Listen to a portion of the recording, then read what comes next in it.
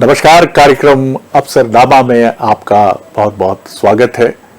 और आज अफसरनामा में हमारे साथ भारतीय पुलिस सेवा के एक ऐसे अधिकारी हैं जो आपके हमारे मध्य प्रदेश के ही हैं और उनकी जो गाथा है एक अधिकारी के तौर पर सामने आने की, वो संघर्षों से भी भरी है और वो ये भी बताती है कि व्यक्ति अगर ठान ले तो कुछ भी उसके लिए असंभव नहीं है।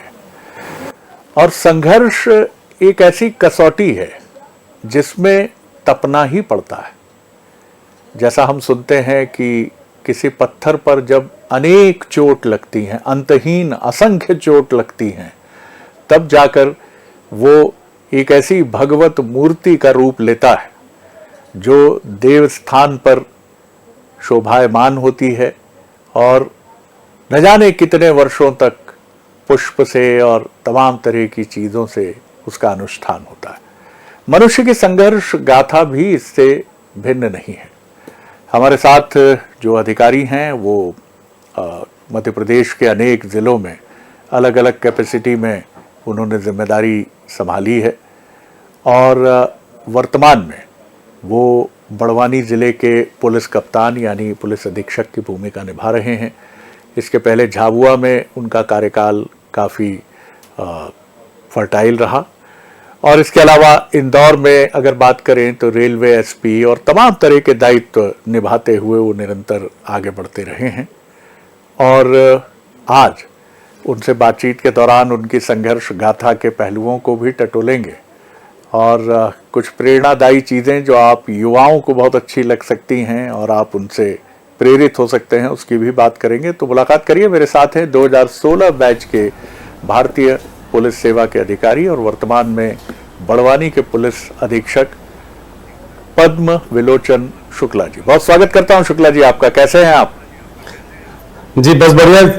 बंसल न्यूज के सभी दर्शकों को मेरा नमस्कार। जी जी जी।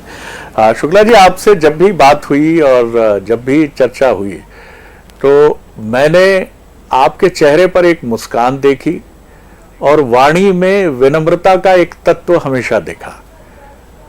मैं समझता हूं ये आसान नहीं है। मैं भी स्वयं को एक विनम्र व्यक्ति के तौर पर देखता हूं, लेकिन मैंने कई बार अपना स्वर बदलते हुए देखा है। उसका कारण दबाव रहा है, तनाव रहा है, खींच रही है, क्रोध रहा है। आप पुलिस में रहते हुए जब भी आपसे बात हुई तो ऐसा लगा कि जैसे एक बहुत सहज व्यक्तित्व है, लेकिन इसके पीछे एक लंबी यात्रा रही होगी। ऐसा तो है नहीं कि क्रोध आपको आता नहीं होगा, गुस्सा आपको आता नहीं होगा। तो मैं शुरुआत आज थोड़ी अलग कर रहा हूं, इसी सवाल से कर रहा हूं। जी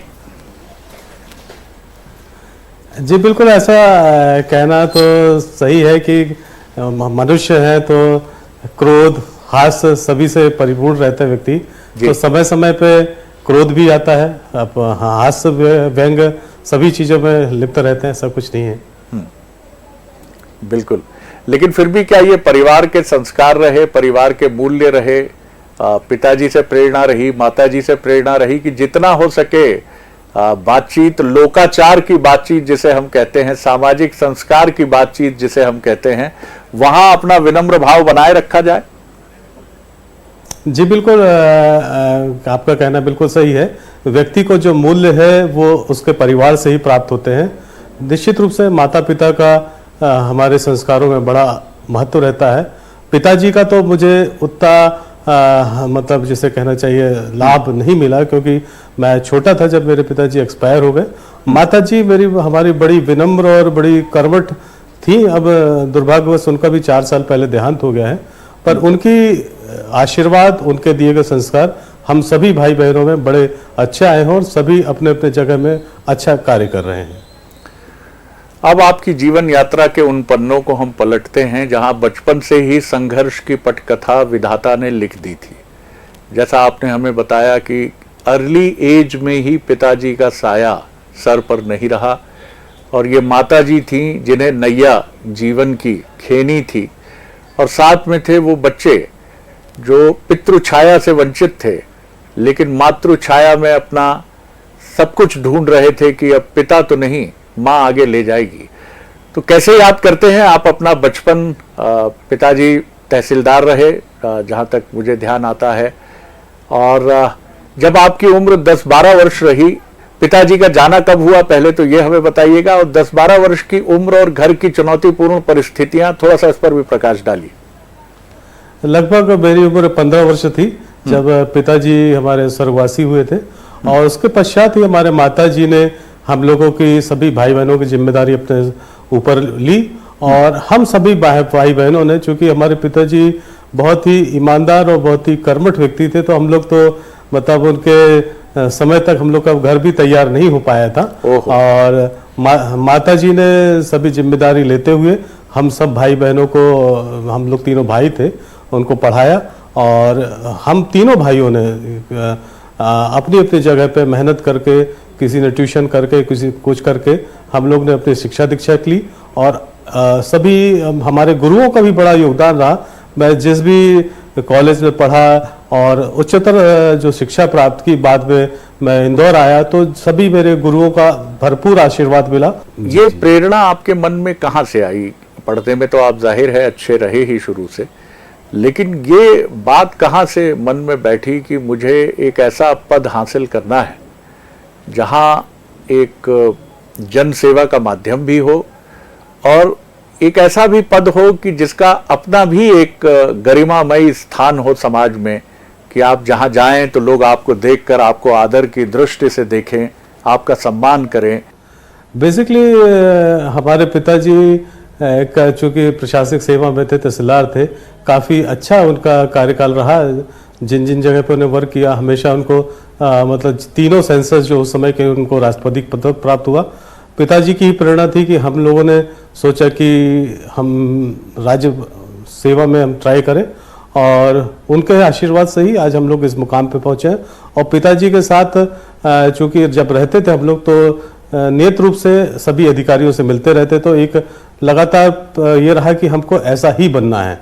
तो वो दिमाग में एक अवचेतन मन में ये विचार था कि हम राज्य सेवा में कहीं ना कहीं अच्छी नौकरी करें। कोई बचपन का ऐसा प्रसंग आपको याद आता हो, जैसा आपने अभी हमें बताया कि घर भी नहीं बन पाया था, पिताजी एक बहुत अच्छे पद पर रहे, उसका बड़ा सम्मान रहता है, अधिकारियों से मिलना जुलना, तो बचपन में संघर्ष की कोई ऐसी कहानी याद आती है जहां माताजी मदर इंडिया की तरह, जो एक बड़ी चर्चित फिल्म थी, उन्होंने परिवार की गाड़ी को खेया, बहुत सारी तकलीफें उठाई, लेकिन अपने बच्चों तक उसकी कहानी नहीं आने दी। आपने कितनी सुंदर बात कही कि बड़े भाई साहब तो उन्होंने उनकी पढ़ाई लिखाई उन्हें विदेश तक ले गई, तो ये बड़ी सुंदर बात है। कोई प्रसंग आपको ध्यान आता है बचपन का ऐसा? बेसिकली जब हमारे पिताजी एक्सपायर हुए, तो हमारे साहब लोग, हम लोग बिल्कुल चेतना शून्य हो गए थे कि अब हमारे आगे तो पूरे रास्ते बंद हो चुके हैं। तो हम सभी भाइयों ने ट्यूशन पढ़ाई, और मुझे हमारे एक उस समय टीचर हुआ करते थे एपी मिश्रा सर, उन्होंने कई जगह मुझे ट्यूशन के लिए लगाया कि तुम वहाँ पढ़ाओ। मैं छोटे बच्चों को पढ़ाया करता था, और धीरे धीरे, अब उस समय तो बहुत किसी को पैसे मिलते नहीं थे, पर कम पैसे में हम लोग अपनी जो कॉलेज फीस है या जो अन्य खर्चे हैं वो पूरा किया करते थे। और फिर सर लोगों ने ही मुझे जो हमारे, फिर जो मैंने एमएससी फिजिक्स किया रीवा से, और मेरे जो दो सर थे उस समय, एक डॉक्टर एपी मिश्रा सर, एक अग्रवाल सर, उन्होंने मुझे प्रेरित किया कि तुम आगे अगर तुमको इसमें जाना है तो आप इंदौर जाओ, इंदौर जाके तैयारी करो, वहाँ तुमको बेहतर माहौल मिलेगा। और जब मैं इंदौर आया तो मैंने कोचिंग क्लास सोचा कि मैं ज्वाइन करूं। मैंने कोचिंग क्लास ज्वाइन की, और फिर मैं वहाँ पर सब ये ईश्वरीय चमत्कार था या माता पिता का आशीर्वाद था, गुरुओं का आशीर्वाद था। मैं जब कोचिंग क्लास में आया तो मेरे एक सर मिले, मुझे गुरु मिले, डॉक्टर मंगल मिश्रा सर, और उनसे मैंने बोला कि सर मैं इंदौर में तो इतने दिन नहीं रह पाऊंगा, मुझे कुछ ना कुछ काम करना पड़ेगा। तो सर ने मुझसे बोला कि तुम क्या किसी मैगजीन में लिख पाओगे? तो मैंने कहा हाँ बिल्कुल सर, क्योंकि मैं इस तरह का कार्य कर सकता हूँ। तो फिर मैंने एक मैगजीन में साइंस क्विज लिखना चालू किया था, प्रतियोगिता मैगजीन में साइंस क्विज लिखना चालू किया। फिर बाद में जो हमारे वहाँ के डायरेक्टर सर थे, उन्होंने मुझे पढ़ाने का भी अवसर दिया। मैंने बाद में सामान्य ज्ञान पढ़ाना चालू किया था, जो मुझे भविष्य में काफ़ी फ़ायदा मिला। मुझे प्रतियोगिता परीक्षा की तैयारी में उस चीज़ का काफ़ी फ़ायदा मिला कि मैं सामान्य ज्ञान पढ़ाता रहा, और काफ़ी चीज़ों का अनुभव मिला मुझे। बड़ा सा प्रेरणादायी है आपके जीवन का ये प्रसंग। आप जिस मैगजीन में लिखते थे वो क्या करंट अफेयर्स था या क्या बताया आपने? जी, उस समय बिल्कुल करंट अफेयर्स की मैगजीन चलती थी, प्रतियोगिता प्रवेश कोठारी इंस्टीट्यूट से चालू होती थी। अब तो चूंकि वो नहीं निकलती है, पर उस समय चला करती थी वो। तो आप उसके लिए लिखते थे? जी, मैं साइंस की उसमें लिखा करता था। कितने पैसे मिल जाते थे वहां से? शुरुआत हुई तो हमारी 800 रुपए से हुई थी। अच्छा। बाद में वो बढ़ते गए, समय के साथ पढ़ाना चालू किया तो फिर और पैसे मिलते गए। और आपने तो 800 रुपए से ट्यूशन पढ़ाना किस उम्र से शुरू किया था? मैं फर्स्ट ईयर से ट्यूशन पढ़ाना चालू कर दिया था मैंने। अच्छा, उसमें कई जगह ऐसा भी होता था कि पैसे नहीं मिलते होंगे? सामान्यतः तो ऐसा नहीं हुआ, क्योंकि अच्छा। सभी लोग जानते थे कि हमारी परिस्थिति वो थी जी। और हम लोग साइकिल से ही जाते थे। उस समय कुछ था ही नहीं, साइकिल से कई जगह ट्यूशन पढ़ाते थे। फिर बाद में हम कम से कम 10 किलोमीटर दूर यूनिवर्सिटी पढ़ने भी जाते थे, वो भी साइकिल से जाते थे। और हमारी यूनिवर्सिटी पहाड़ी में हुआ करती थी, पर वो एक संघर्ष का दौर था, उसकी यादें आज भी हैं। वाह वाह वाह। शुक्ला जी, ये एक बड़ा अहम पल होता है जब हम संघर्ष के रास्ते पे आगे बढ़ते हैं। तो एक जापानीज उपन्यास है, अब उसका ठीक प्रोनाउंसिएशन मैं कर पाऊं नहीं कर पाऊं, लेकिन जितना मुझे ध्यान है, इकागाई। इसका अर्थ ये होता है इकागाई का कि आपके जीवन का एक लक्ष्य होना चाहिए। अगर वो लक्ष्य नहीं है तो आप कटी हुई पतंग है। सुबह उठने का मन नहीं करेगा, चाहे घड़ी सुबह के 7 बजा रही हो, 10 बजा रही हो, 12 बजा रही हो, आपको ऐसा लगेगा एक दिन और आ गया, मेरे पास करने के लिए कुछ नहीं है। आप अपनी संघर्ष गाथा के दौरान आप तो बहुत प्रेरित रहे, मोटिवेशनल, भीतर से खुद का एक गहरा मोटिवेशन रहा, लेकिन कभी क्या मन टूटा कि क्यों इतना संघर्ष है भैया? मेरे साथी हैं, बढ़िया स्कूटर से जाते हैं, जीवन के सारे मजे उड़ाते हैं, बढ़िया पैसे हैं, बढ़िया कपड़े हैं, मैंने क्या त्रुटि कर दी जो मुझे ट्यूशन पढ़ानी पड़ती है, साइकिल चलानी पड़ती है और आगे का भविष्य भी अभी पता नहीं है? बिल्कुल मतलब सही बात है, क्योंकि उस समय दूसरे लोगों को देखते थे तो उनके पास कई साधन थे, तो एक क्षोभ तो होता है मन में। पर कई बार जब आदमी रहता है तो हम लोग कई बार सोचा कि क्यों ना हम दूसरी चीज़ पे ज्वाइन कर लें, कोई प्राइवेट सेक्टर चले जाएं। मैं एमएससी फिजिक्स था, तो इलेक्ट्रॉनिक्स में भी काफ़ी अच्छे अवसर हुआ करते थे, तो वो भी सोचा कि वो चीज़ कर लो। पर मैंने जैसा बताया, मेरे पर गुरुओं की असीम कृपा रही है। तो गुरुओं ने ही मुझे बोला नहीं अभी तो, जैसे मैंने एक बार इंटरव्यू दिया तो मेरे थोड़ा सा कम नंबर आए, मैं नहीं सेलेक्ट पाया, तो बड़ा दुख हुआ कि यार मैं थोड़े से नंबर में रह गया, 7 नंबर से मैं रह गया था। पर दूसरी बार हमारी रैंकिंग बहुत ऊपर हो गई, तो राज्य पुलिस सेवा में भर्ती हो गए।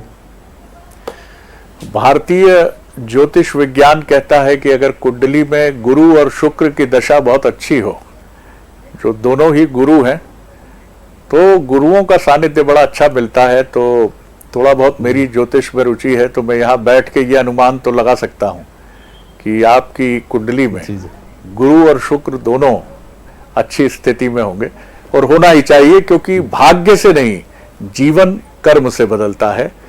और पद्म विलोचन शुक्ल जी ने कर्म में कहीं कमी नहीं रखी। एक और बड़ा प्रश्न, बड़ी जिज्ञासा मेरे मन में आती है कि आप तीनों ब्रदर्स में से कोई ऐसा था जो आपका मेंटर बनता था, जो समझाता था, जो खुद गुरु हो जाता था, जो खुद मार्गदर्शक हो जाता था, फ्रेंड गाइड एंड फिलोसोफर हो जाता था? अगर मतलब इसके लिए कहा जाए तो गुरु के रूप में माता जी का बहुत बड़ा रोल रहा है हमारे जीवन में। उन्होंने मुझे जी हर चीज जगह प्रेरित किया। जब हम लोग टूटते थे तो उन्होंने प्रेरित किया। मेरी बहनों ने, मेरी बड़ी बहन, वो भी हम लोगों को उन्होंने, मतलब ऐसा कहते हैं कि जैसे वो मार्गदर्शक रही, उन्होंने भी हम लोग को बड़ा प्रेरित किया कि नहीं नहीं तुम लोग को ये करना है, तो हम लोग आगे बढ़ते रहे। यानी ये मातृशक्ति की छाया रही, चाहे वो माता जी हो या मातृतुल्य बड़ी बहनें हो। तो इस नारी शक्ति ने पूरे परिवार के लिए एक कवच बनकर आगे का रास्ता तय किया। फिर वो सुबह आती है पद्म विलोचन जी, जो सूर्य देव के रश्मियों पर सवार होकर अद्भुत चमक के साथ सामने आती है और कहती है, पद्म विलोचन, चयन हो चुका है तुम्हारा राज्य पुलिस सेवा में, आगे बढ़ो, एक सुनहरा करियर। उस क्षण को कैसे याद करते हैं? मन में कितनी सारी चीजें थी, बाबूजी की स्मृति कौंधी होगी, संघर्ष के वो सारे दिन एक एक करके याद आए होंगे, और सबसे पहले तो माता जी का चेहरा याद आया होगा कि वर्दी पहनकर जब माँ के सामने जाऊंगा और शायद सल्यूट करूंगा तो माँ कितनी खुश होंगी। जी जी जी जी बिल्कुल। जब मेरा सिलेक्शन हुआ मैं मतलब रहना भी हम लोगों का बड़ा कठिन था उस समय, इंदौर का जो दौर था। तो जो हमारे कोठारी इंस्टीट्यूट के डायरेक्टर सर थे सुरेश कोठारी जी, उन्होंने ही हम लोग को मतलब मेरे रहने की व्यवस्था कराई थी। मैं उनका पढ़ाया करता था। हमारे एक और साथी थे, मतलब बड़े भ्राता ही हैं वो एक तरह से, जिसे कहना चाहिए हमारे साथ थे। मैं उनके साथ का नाम लेना चाहूँगा, उनका श्री अनिल शर्मा सर। बिल्कुल एक बड़ा अच्छा रोचक किस्सा है। पता चला उस समय तो पीएससी हम लोग लोक सेवा आयोग के रिजल्ट देखने जाते थे, चस्पा होते थे दीवार पे रिजल्ट। हाँ। तो हाँ, हम लोग, मैं उनके साथ, मेरे पास तो कुछ साधन था नहीं, उनके साथ स्कूटर में बैठ के मैं गया देखने अपना रिजल्ट। तो मैंने नीचे से देखना चालू किया, उन्होंने ऊपर से देखना चालू किया। तो मैंने देखा पहले कि मेरा नहीं हुआ, फिर उन्होंने एकदम मुझे गोदी में डाले, बोले तुम्हारा सिलेक्शन हो गया। तो फिर तुरंत, फिर उस समय एसटीडी पीसीओ का जमाना था, मैंने घर में माता जी को बताया, सभी जगह बताया, बड़ी खुश, सब बड़े खुश हुए। तो जी बहुत सुंदर बात है, बहुत सुंदर। पद्मविलोचन जी, एक चीज युवाओं को बहुत आगाह करने वाली है, मैं आपसे समझना चाहूंगा। जीवन में जब हमें लक्ष्य मिल जाता है तो अचानक आगे का लक्ष्य हमारी आंखों से अदृश्य हो जाता है। हमें ऐसा लगता है कि बहुत कुछ मिल गया, और खासतौर से मैं भी एक मध्यम वर्गीय परिवार से हूं, आप भी एक ऐसे परिवार से हैं जहां बहुत तकलीफ और संघर्ष के बाद आपने ये मकाम हासिल किया। तो जब ये मकाम मिला तो क्या उसके बाद कदम डगमगाने जैसी भी कभी कोई स्थिति बनी, या आपको ये पता था कि नहीं, जो पूंजी है वो चरित्र की है, जो पूंजी है वो संस्कार की है, ये मिल जरूर गया है, ये जीवन को अच्छा करेगा, एक लक्ष्य दे दिया है, आश्वस्ति भाव दे दिया है कि अब जीवन भर भोजन, आवास, अच्छे से रहना, पढ़ना, पढ़ाना, इसकी कोई चुनौती नहीं है। कैसे उस चीज को आपने कैसे अपने भीतर समायोजित किया? बेसिकली जैसे कहना चाहिए कि जो संस्कारों में जिस चीज थी, अनुशासित तो हम लोग बचपन से ही रहे हैं। मतलब आज तक शायद ही कभी ऐसा रहा हो कि हम लोग लेट उठे हों। आज भी मैं सुबह चाहे कितने बजे भी सो, 5 बजे उठ जाते हैं, नींद खुल जाती है। और ये रहा। और उस समय जब कहीं हम इंदौर में भी रहते थे, बहुत सारे लोग, आपको जैसा मालूम है, आज भले अन्य सोशल मीडिया अन्य चीज़ों का जमाना है, उस समय भी लोग बर्बादी के रास्ते ढेर सारे थे। बिल्कुल सही। लोग कई जगह जाते थे। तो ऐसा कभी नहीं रहा कि मेरे पैर किसी अन्य चीज़ में डगमगाए हों, क्योंकि हर चीज़ अवेलेबल थी उस समय भी। और एक अनुशासन ही रहा, और मतलब एक अनुशासन और नियमित रूप से पढ़ाई, तो वो दोनों कारण है जिस कारण से हम आज इस मुकाम में पहुंच पाए हैं। बहुत सुंदर बात है। जीवन के इसी पड़ाव पर आगे बढ़ते हुए फिर वो प्रसंग भी आता है कि जब आप दाम्पत्य जीवन में प्रवेश करते हैं। हमने सुना है कि आपकी जीवन संगिनी जो हैं वो भी पढ़ाती हैं, और वो भी एक प्राध्यापक हैं, क्या ये सत्य है? जी बिल्कुल। वो डॉक्टर मधुलिका शुक्ला लिखती हैं वो, और वो राजनीति शास्त्र और लोक प्रशासन 2 विषय को पढ़ाती हैं। और अभी भी वो बच्चों को क्लास लेने का काम, उनको मार्गदर्शित करने का काम करती रहती हैं। 2 प्यारी प्यारी बिटिया हैं आपकी, और वो भी अब किशोर वय की दहलीज से आगे बढ़कर अपने करियर के निर्धारण के प्रयास में जुटी हैं। क्या इनमें से कोई अखिल भारतीय सेवा में आने का इच्छुक है, या तकनीकी शिक्षा ही उनका मुख्य जो अट्रैक्शन है वो है? मेरी 2 बेटियां हैं। बड़ी बेटी डॉक्टर आर्चिका शुक्ला, उसने 1 साल पहले MBBS का कोर्स गवर्नमेंट कॉलेज से कंप्लीट किया है, और उसकी इंटर्नशिप भी हो चुकी है। उसका इस हमारे प्रशासनिक सेवा में तो कोई झुकाव नहीं है, वो PG की तैयारी कर रही है। छोटी बेटी अणिमा शुक्ला नाम है उसका, और वो BTech कंप्लीट करने के बाद वो निश्चित रूप से प्रशासनिक सेवाओं की तैयारी कर रही है, और ईश्वर ने आप सब लोग का आशीर्वाद रहा तो जरूर सफलता प्राप्त कर सकेगी। और घर में ही सबसे बड़ी मार्गदर्शिका आपकी जीवन संगिनी मौजूद हैं, और लोक प्रशासन और राजनीति शास्त्र एक समय तो बड़े लोकप्रिय विषय होते थे। ये चाहे राज्य प्रशासनिक सेवा या पुलिस सेवा की बात करें या अखिल भारतीय प्रशासनिक सेवा की बात करें, तो जाहिर है उनका मार्गदर्शन मिलेगा ही। जी बिल्कुल जी। जी, वो आज भी छोटी बेटी को गाइड करती रहती हैं। हाँ। क्योंकि छोटी बेटी भी हमारी इन्हीं मतलब उसने बीटेक जरूर किया है पर पॉलिटिकल साइंस और इंटरनेशनल रिलेशन में वो पीजी कर रही है। तो वो लगातार छोटी बेटी को मार्गदर्शित करते कार्य करती है। शुक्ला जी, एक पुरानी हिंदी फिल्म का गीत है, अपने लिए जिए तो क्या जिए, तू जी ए दिल जमाने के लिए। समाज बहुत बदल गया। अब फिर बीच में ऐसे भी गाने आए 2000 और 90 के दशक में कि गोली मार भेजे में भेजा शोर करता है, भेजे की सुनेगा तो मरेगा कल्लू। यानी कहा गया कि अक्ल की मत सुनिए, जो मन कहे वो करिए। आजकल के गानों की तो मैं क्या बात करूं, वो तो तरह तरह की बातें करते ही हैं। लेकिन समाज के परिवर्तन का ये असर हमें ये भी बताता है कि अब समाज बहुत बदल गया है। आज आप जहां हैं, वहां जिस पद पर हैं, वहां आप बदलते हुए समाज को बहुत तेजी से देख रहे हैं। आप याद करते हैं आज से 15 साल पहले की पुलिसिंग की और 2026 की पुलिसिंग की, तो क्या चैलेंजेस आपको दिखते हैं? अपराध का स्वरूप, रिश्तों का स्वरूप। इधर हम देख रहे हैं कि परिवार में अपराध की घटनाएं अलार्मिंगली बढ़ी हैं। जी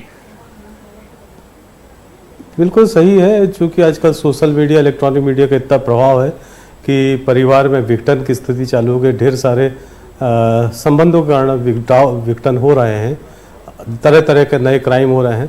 पर मैंने जब पुलिस सेवा ज्वाइन की तो ऐसा कहते हैं जीवन में प्रथम गुरु का जीवन भर असर रहता है।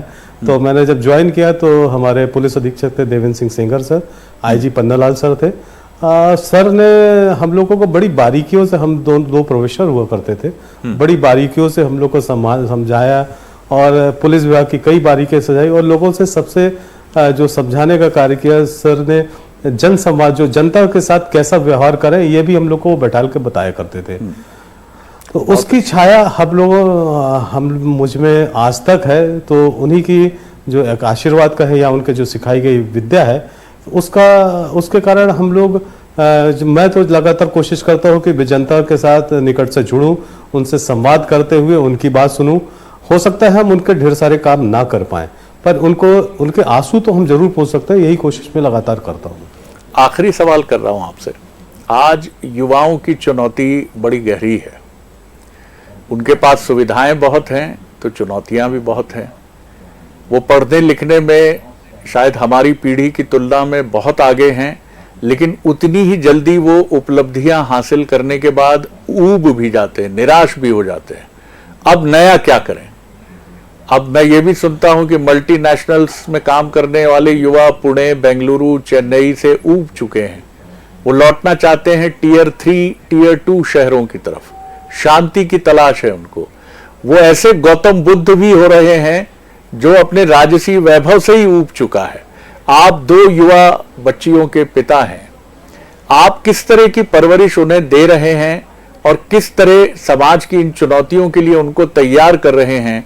क्योंकि ये समाज अब जहां संबंध बहुत जल्दी टूट जाते हैं, जहां विवाह नाम की संस्था पर भी अब प्रश्न उठने लगे हैं, जहां बहुत जल्दी व्यक्ति क्रोध में नाराज होकर बड़े कदम भी उठा लेता है, ऐसे में युवाओं को संभालने की जिम्मेदारी आपकी, हमारी पीढ़ी पर कितनी है और खुद युवाओं पर कितनी है? थोड़ा सा ये महत्वपूर्ण सवाल है, इस पर रोशनी डालिए। मैंने अपने बच्चों में तो जैसे हमारे पुरानी पीढ़ी ने हमको संस्कार दिए थे, वैसे ही संस्कार हमने अपने बच्चों को प्रदान किए गए। मेरी वाइफ काफ़ी धार्मिक है, तो वो बच्चियों को भी उन्होंने वैसा पढ़ाया। उनकी स्कूलिंग भी ऐसे स्कूल में हुई जहाँ काफ़ी संस्कार और सब चीज़ सिखाए जाते थे।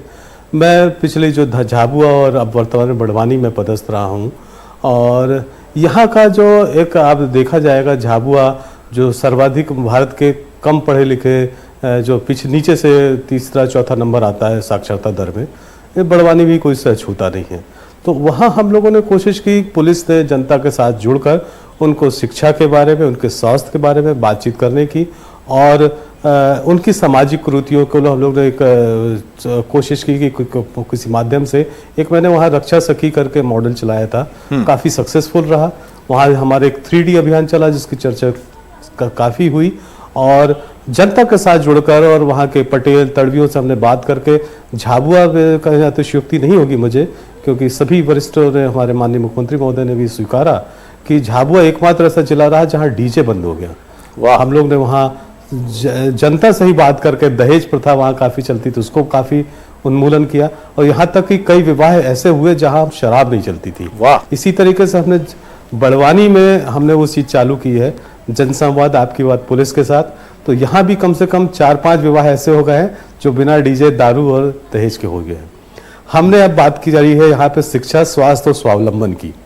तो मैं कई स्कूलों में यहाँ गया, कॉलेज में गया, लगातार हर हफ्ते मेरा किसी न किसी स्कूल या क्लास में हर वर्ग के बच्चों के साथ संवाद होता है।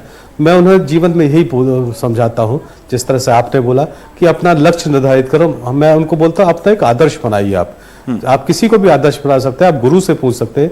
जिस तरह से विवेकानंद जी ने बोला था कि उठो जागो और लक्ष्य प्राप्ति तक संघर्ष करो, तो मैं बच्चों को यही सिखाता हूँ। आप एक लक्ष्य तैयार कर लीजिए, चाहे तो वो आप खेल में करिए, पढ़ाई में करिए, किसी भी फील्ड में करिए, पर वो लक्ष्य तैयार करिए और भटकिए मत। हमारा युवा है या युवतियां हैं, लगातार मैं बच्चों पे देख रहा, सोशल मीडिया अन्य कारणों से भटकाव बहुत हो रहा है। हमारे यहाँ जो यहाँ से बच्चों के भागकर कुछ अन्य राज्यों में जाके मजदूरी करने का दर भी बहुत अधिक है। तो कोशिश यही रहती है कि इन बच्चों को लगातार संवाद के जरिए इस प्रवृत्ति को कम करें, और शिक्षा, स्वास्थ्य और स्वावलंबन तीसरा मैं बताता हूँ उनको कि बार बार छोटे छोटे हम फलियों में जाके बात करते हैं कि हमारा आप कुछ पर शिक्षा लेकर एक बेहतर आप भविष्य निर्मित कर सकते हैं। मुझे बहुत प्रसन्नता है शुक्ला जी कि आपने झाबुआ में और बड़वानी में पुलिस की समाज के साथ इस बॉन्डिंग को समझते हुए इसे और गहरा किया है और सामाजिक विकृतियों को दूर करने का बीड़ा भी उठाया है। बहुत अच्छा लगा आपसे बात करके, और आपके भावी एक पुलिस अधिकारी, वरिष्ठ पुलिस अधिकारी के जीवन के लिए आपको बहुत ढेर सारी शुभकामनाएं। अफसरनामा में अगली बार एक और अधिकारी के साथ मिलेंगे। इजाजत दीजिए, नमस्कार।